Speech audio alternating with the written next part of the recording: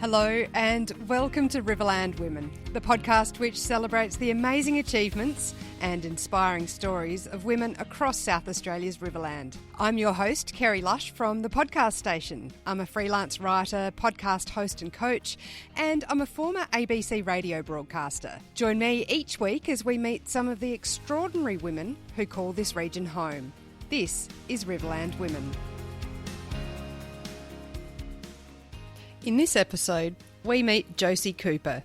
Jocie grew up on a property at Murtho near the now famous Wilkadene Woolshed Brewery, which was in fact originally their hay shed. She remembers paddle steamers arriving at the farm at all hours of the night and her grandparents and parents working tirelessly to develop the land.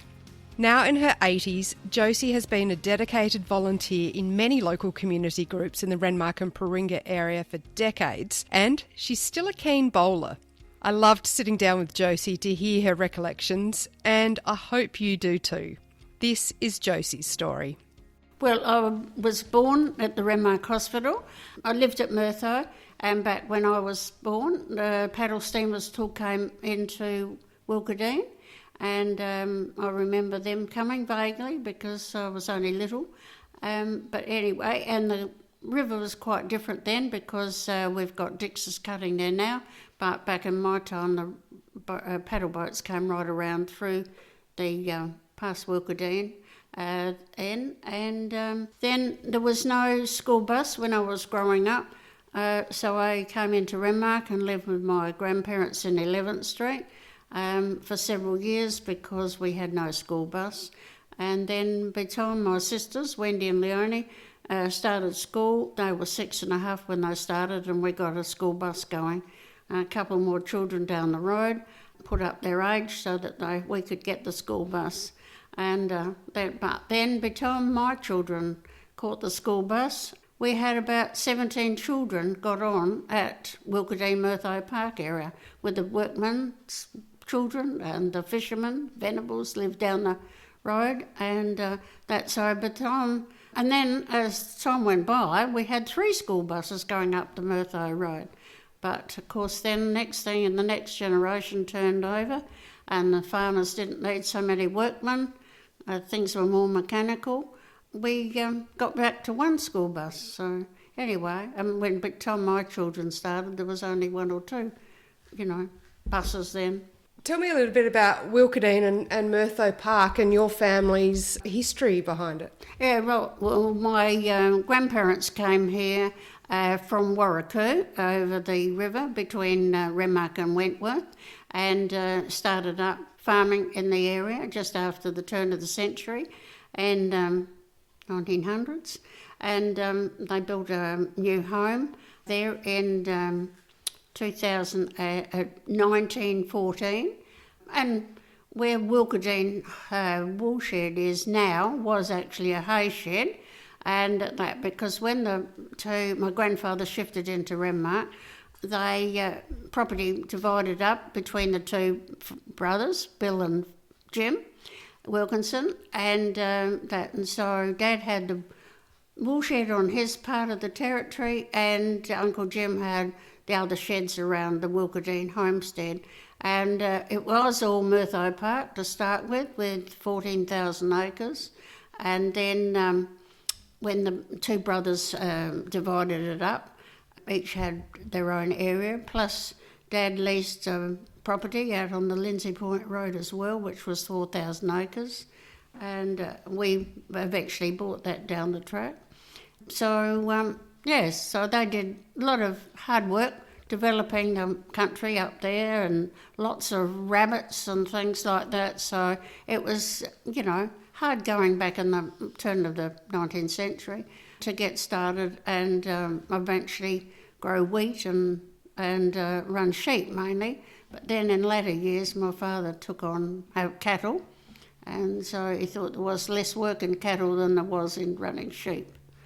Back in those days, the paddle steamers would have collected the hay, collected the wool. Yes. And various people have said to Dad in latter years, he died when he was 88, did you take photos of the paddle steamers? He said, no, we hated them coming because they came at all hours of the night and they would hear toot toot, and they think, oh, get out of bed, because they've got somebody's chaff on there, or they had to load up wool, or they often drop things at Murtho Park too for the neighbours, like the Stokels and people like that, because there was only so many landings where they stopped along from Wentworth to Renmark.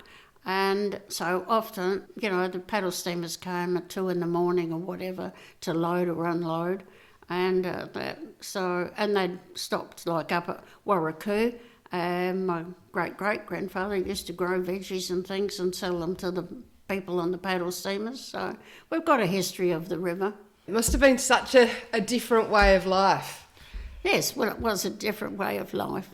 And but all Dad's family loved the land, and and as I say, because of droughts and things, it got harder and harder as the time went on, and but we had 56 flood, and the flood in the 30s and so on. So yeah, it's been interesting life growing up on the property. When did the Wilkinsons leave Murtho Park and Wilkadene? We left there in 1989, and we shifted in. My uncle Jim Wilkinson was killed in a car accident in 1966, and Auntie Grace stayed on the property for a number of years. And but then Dad got to retiring age, and so he decided that he would sell up and move into Renmark. And Grace Wilkinson at the same time decided the thing. And then we were there and we thought, no, we couldn't stay, because mainly our property was like 10 k's away, and or 10 mile actually. And so we thought, no, it wasn't any point us staying there either, with the, Dad and Auntie Grace and them moving out. So we all moved out in 1989.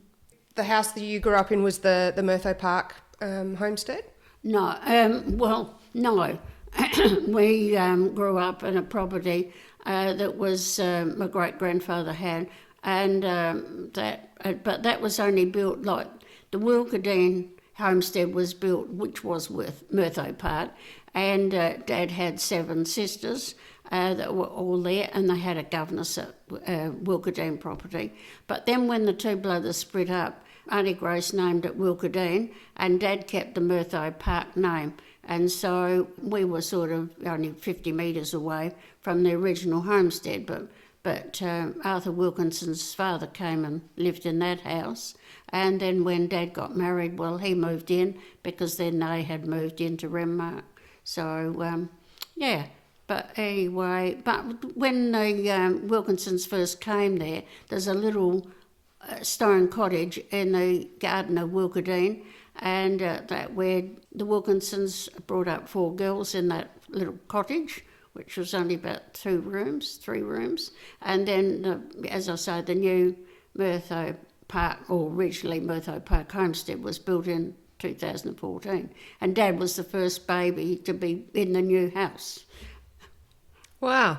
And then it seems like you mentioned a lot of girls in the family, so Wilkinsons must have been pretty good at producing girls. You're one of 3. Yeah, well, there was Dad had like 7 sisters and his 1 brother, and but then the Wilkinson name is gone, and so my married name is gone too, the Coopers, because we've all got girls.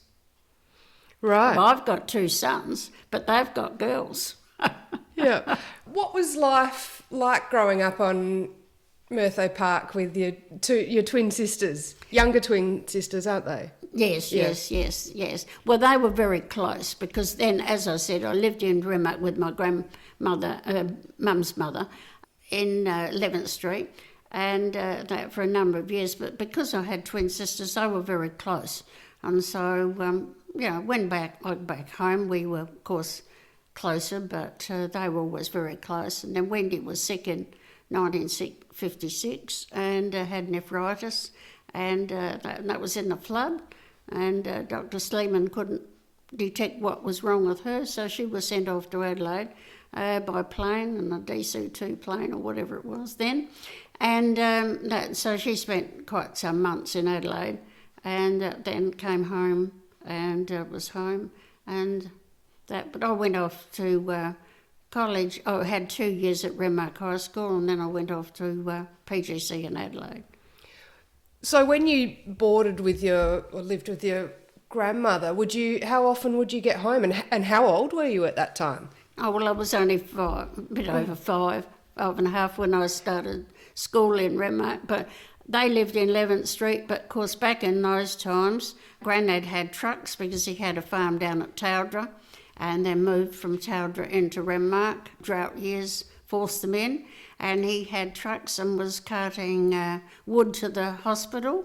Like he'd grub stumps and cart wood to keep the boilers going at the Renmark Hospital and things like that. And they didn't have a car, but of course I wanted Grandma to come down to see me my books at the school and things because Mum was too far out of town back in those days. And but Grandma couldn't walk all the way from 11th Street to 18th Street, and that although she was only in her 70s.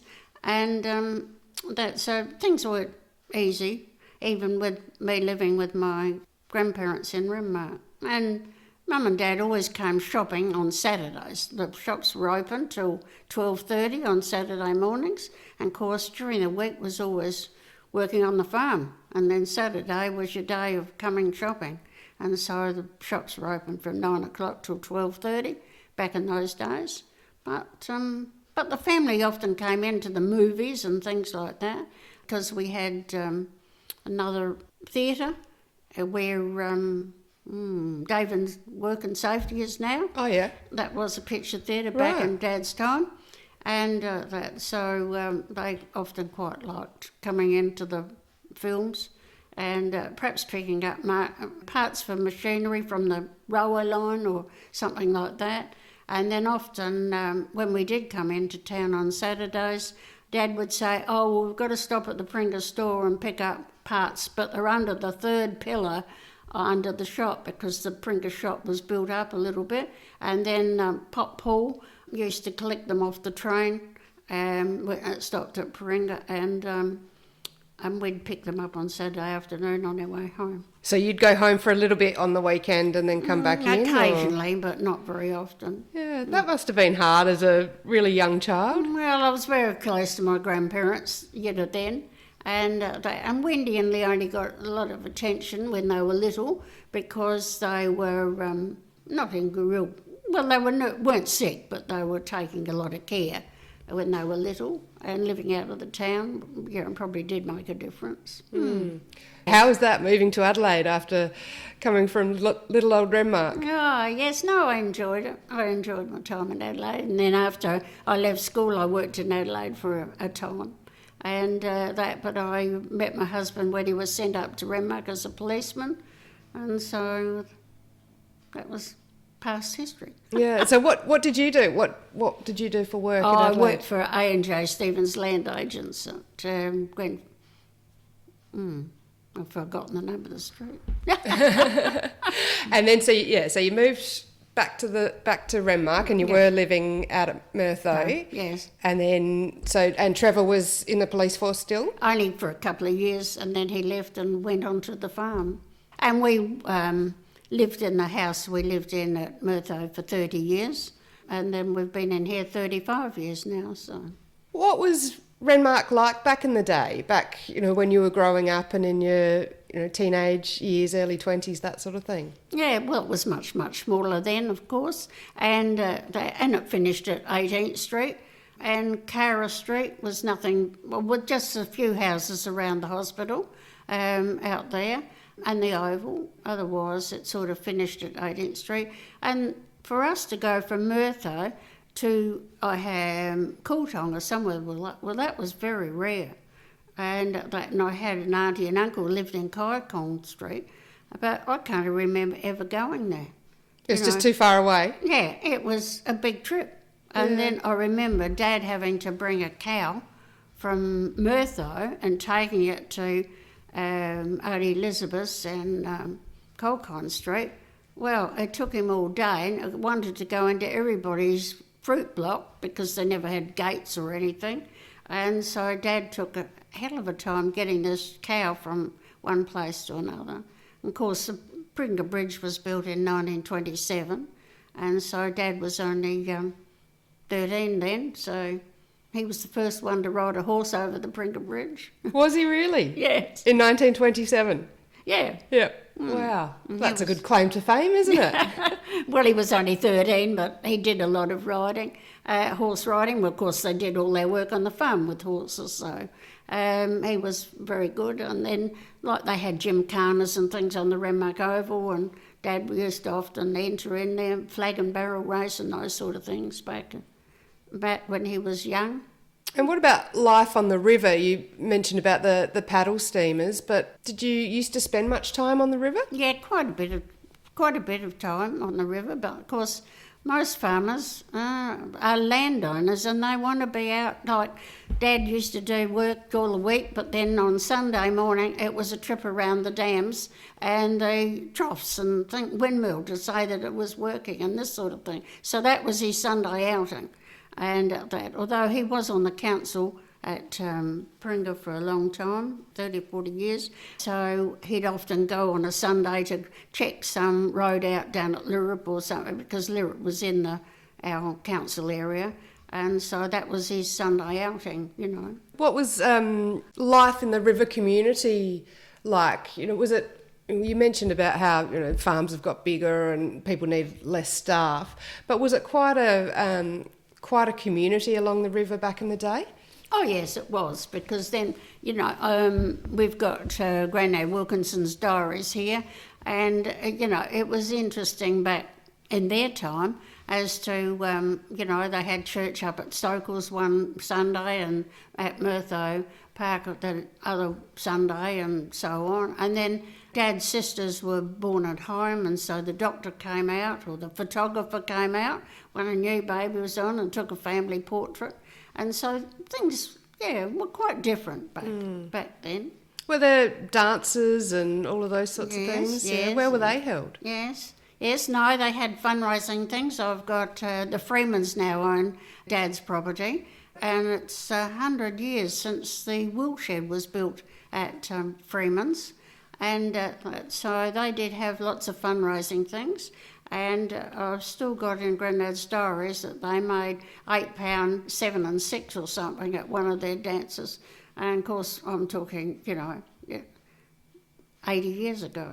So they would host the dances at their own places, yes, rather than a local... Well, there's not really any local halls, are there, out that way? Well, there was nothing there at all, although there was a schools about the area. Every 10 k's there was a school, a little school, because that's as far as children could walk or ride their horse.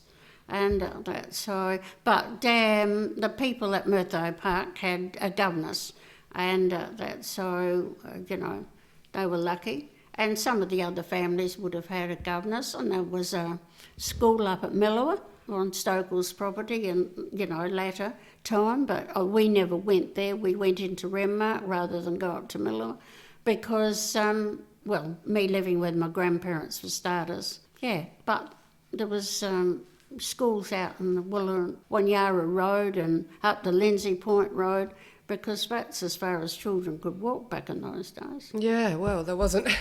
They didn't get dropped off in the parents' car, did they? No, they didn't. So was there a school at Paringa? Yes, there was a school at Paringa. The school at Paringa's still there, by the hall.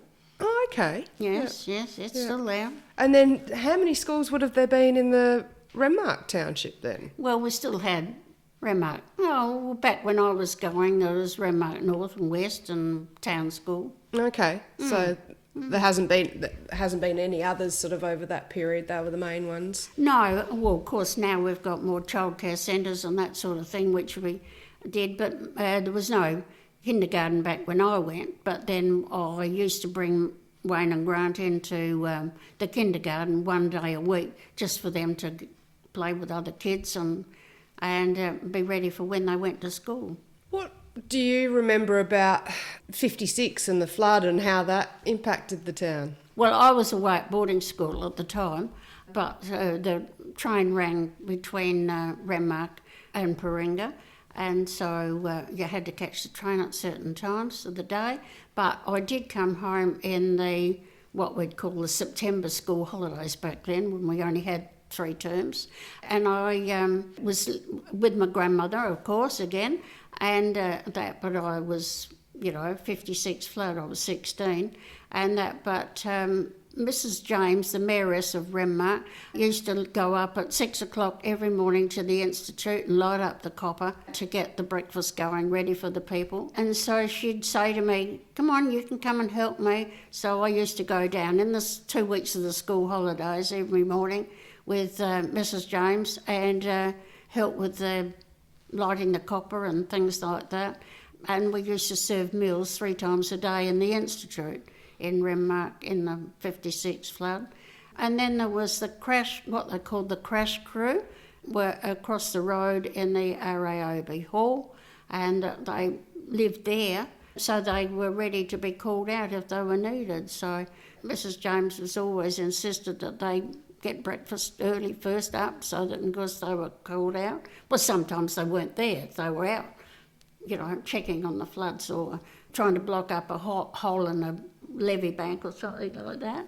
It was an interesting time, but anyway, the 2 weeks I didn't go home because I was in Renmark with Grandma, so I went and helped with the flood, so that's what I knew about the flood. And of course they had, not the equipment they had, like they've just been doing these 38 kilometres of flood banks now. Well, when 56 flood on was, they had a little Fergie tractor and a shovel and a trailer, or a 3-ton truck if you're lucky. So times were certainly tough back then. Although people have said to, over the years, we should have maintained the flood banks from way back, 50 years ago.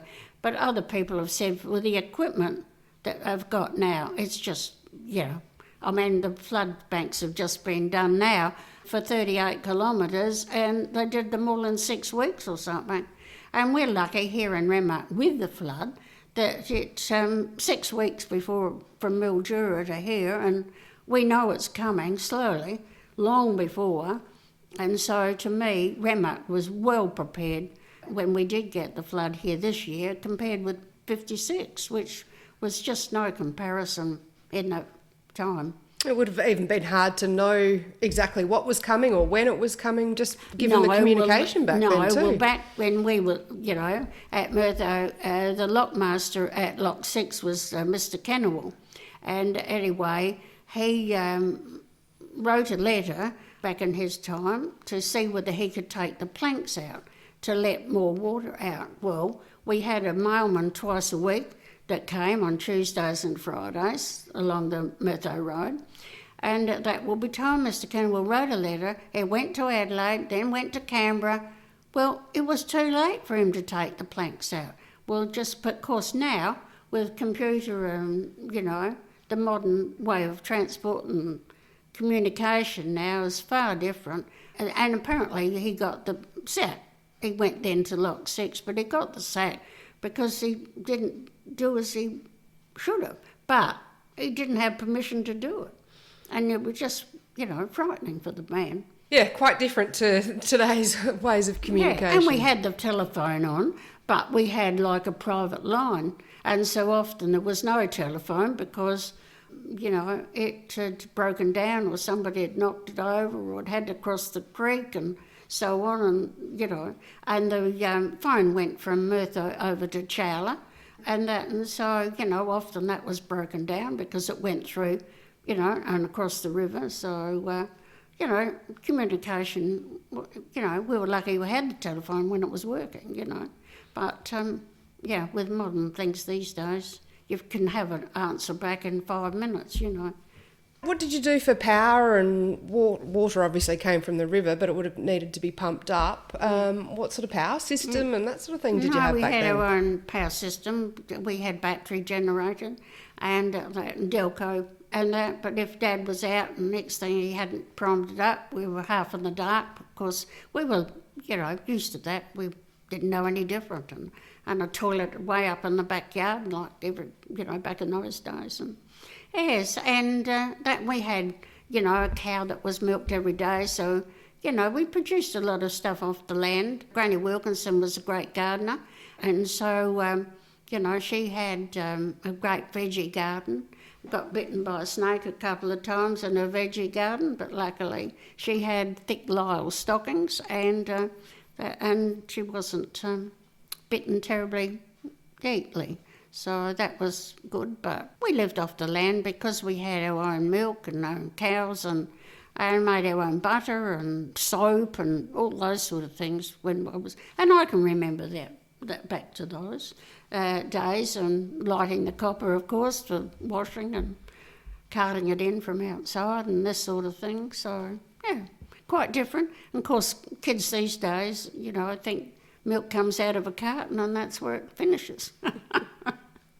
Yes, there is that quite a big disconnection in some areas, isn't there? Yeah.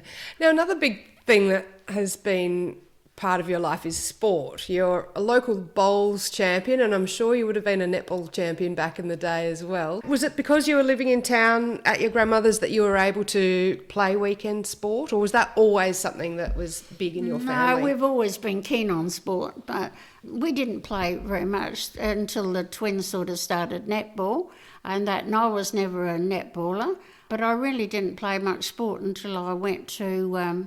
I was at Renmark High School, but the bigger kids got the 2 tennis courts that we did have. But sports day was a big thing, and Wendy and Leonie were better at sport than I was, at running and that sort of thing. And then my children have got cups from all the running and sport they played in the high school, and winning them cups every year and that sort of thing. But then when I went to college, we had heaps of tennis courts, so of course I played tennis at college, but then I joined the YWCA in Adelaide and I played court cricket in the parklands near the Wavell Showgrounds, and I played hockey in Adelaide and quite enjoyed the hockey and the court cricket. And then when you came back to the Riverland, did you continue on with your sport? No, I didn't continue on with the sport because by that time I got married and I was living at Murtho, so that was all too difficult. And then I had children not long after I was married, so I took up bowls again when I was 32. Mum went off to overseas, and when I played golf for 25 years at Renmark, and one day I was having a terrible day at golf. And anyway, I said, I think I'll take up bowls because if I can't find my ball, it'll be in the ditch and there'll be no long tree, no big trees, no yabby holes, and this sort of thing like there was at the golf course. So anyway, next morning, a girl rang me up, Pat Machulik rang me up and offered to coach me to play bowls. And I said, what are you talking about? But anyway, I made this silly statement because Mum played bowls. At golf, and so that's how I got into bowls when I was only 32, and I've been there now for 52 years or whatever. You're quite modest, and you probably don't want to talk about your bowling success, but I want to. So 52 years you've been playing bowls. How many premierships have you won in that time? Pennants? Well, I played for 40 years before I won a pennantship. 40 years? You were in there for the long haul then? Yes. I'd played all those years before we won a pennant. And yet we had some very good bowlers back when I first started, but I never seemed to get a pennant. But anyway, eventually I've won 4 pennant seasons now, and then I've won a number of championships, which is the... Just looking at the display on the wall, there's quite a few badges there. Yes. Is that's all bowling? Yes, that's all bowling. Yes. So right. Anyway, yes, I'm still enjoying it, and I'm still bowling, so that's all good. Where has bowling taken you? Back in 1984, I think, was the first time when I went to Adelaide and represented the district at what they call the round robin, which is the 8 regions of the state. But it wasn't until 17 years ago that we won the first round robin, and I happened to be in the team at that time, which is 2007. The district, I've been a selector now for the last couple of years, and they got past bowling down there now, the district won again this year, so it was good, and the men won too. So, and our district consists from Broken Hill to Freeling. which is a huge part of the state. Anyway, I've really enjoyed it, and I still am. What aspects of it do you enjoy? Oh, I think it's just the companionship. Although when I first joined, like we had 40 ladies or more at Renmark Bowling Club. Well, now we're down to 20 because all the young ones are working. You know, it's a shame in the way a lot of ladies, you know, in their 60-odds could come, but now with mothers all working, all have to work to live the lifestyle they want, the lifestyle they want to live, they're looking after grandchildren. Now, you're also involved in a few community groups, one being Women in Ag, WAB, and the Children's Auxiliary for the RFDS. How did you get involved in both of those? Women's Ag Bureau started back nearly 60 years ago, 58 years ago, and it's a group that was formed in Paringa and around the Barossa Valley, and we had lots of branches there. And it was Men's Ag Bureau started first, where they learnt about what fertiliser to use on their property or all sorts of things on the land. And then the women sort of took up a group where we learnt to sewing things or making soap or, you know, things like that, veggie growing and things that were helpful for people on the land. And we had quite a lot of girls, and the girls on the land didn't work then. Well, they worked with their husband, but they didn't have a paid job and go away. And so we used to have meetings at night time. Paringa Branch now has been going, for 58 years, and we've still got original 4 members that started 58 years ago with the Paringa WAB. And so I still enjoy going there, and I'm secretary at the moment, but it seems to be the same ones are rotating doing the jobs. So you've still got 4 original members after almost 60 years? Yes. Wow. So anyway, that's good, but a few have dropped off the perch, unfortunately. And and when we first started off, we had sort of young mums and older ladies of the district. So it was, you know, everybody didn't get along there talking about their babies or their, you know, the tennis club or something. It was sort of varied in the evening programs. So it was, very interesting, really, because, you know, we had varying age groups, and as I say, and when we first went off to one of the first conferences at Wakeri, they had a branch at Wakeri back in those days, we all had primary school children. Anyway, we thought, we'll get the kids on the bus at 8 o'clock and then we'll head off to Wakeri. Well, we didn't realise, but we got to Berry and they were carting all the grapes to the Berry winery. And so we were there lined up, and, you know, there was no bypass road like we've got now. And so we were there, and then we got going again and thought, I got through all that traffic and trucks and things. We'll head on to then we found out it was inter-school sports day at Wakeri. And they had all these buses from the Riverland going to Wakeri. And, of course, we were the young ones with little children and so on. They thought we'd be young and be there the first, and next thing they were all worrying about where the hell we were. And that because these old ladies from the Barossa came along with a hat and gloves on and the whole lot, and we were all young and looked quite different. But anyway, we got there, but that was just another experience. You know, you learn on the way, because nobody had high school children then. They were still primary school, but probably the oldest ones were in about 6 or 7, I suppose. The RFDS Children's Auxiliary? It's not that. No, what's it called? It's the Adelaide Children's Hospital, right. Renmark Auxiliary. Mm-hmm. And so I've been in that, but a girlfriend of mine was in that in Adelaide, belonging to a branch down there at Fullerton. Anyway, she said to me, she was my bridesmaid, and she said to me, why aren't you in the Children's Hospital? Anyway, when I moved into Renmark, I joined. And so I've been a member there over 30 years with the Children's Hospital, and we're raising money for the Adelaide Children's Hospital, which I hope to live long enough to see, but I'm doubting my words.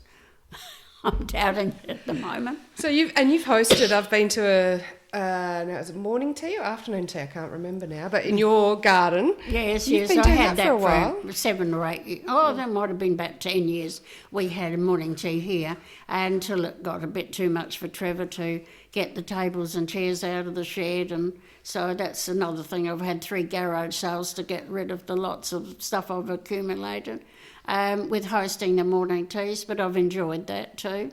And it was easy access for people to come here, and I had plenty of room under cover. Do you have any idea of how much your local branch has raised over the years? I should know, but I can't, Kerry. Quite a bit, I'm sure. Yes. Yeah, well, it started up after the war. So we've got like Peg Ailing and Judith Gardner, 2 sisters. I've been in for 45 and 46 years, but I haven't been in that time. So it's been going for a long time and still continuing.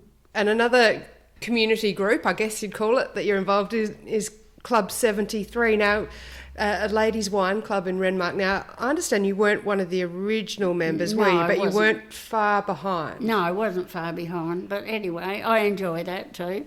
And that's more of a social thing. It's not having to raise money or work. It's a social outing. And a different group of people too. And I think I'm next to the oldest one, and the other young ones all fuss over me. So you still enjoy being involved? Yes, I still enjoy being involved. But how much longer, I don't quite know. So what have you been a member there then? 38 years or something? Yeah, something like that. Yeah. Yeah. So what's ahead for Jocie now? Are you going to keep on bowling and being involved in all your groups? Yes, I'll keep. I was a volunteer at the tourist centre until they gave up volunteering there, and that's when the COVID came in.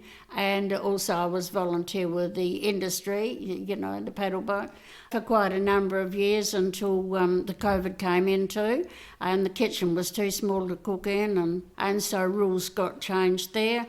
But I was a volunteer there for over 20 years, and the tourist centre for about 30, I think. And I really enjoyed that too, and I like meeting people and telling them about our district and what there is to see, and showcasing Renmark. Well, Jocie, thank you very much for having a chat to me today on the Riverland Women podcast. Okay, thank you, Kerry. That was Jocie Cooper from Renmark. If you have a family member whose story you would like recorded, not for broadcast, but as a family memoir to treasure, this is something I offer through my business, the podcast station. You can contact me through social media or through my website at thepodcaststation.com.au. Thank you for listening to Riverland Women.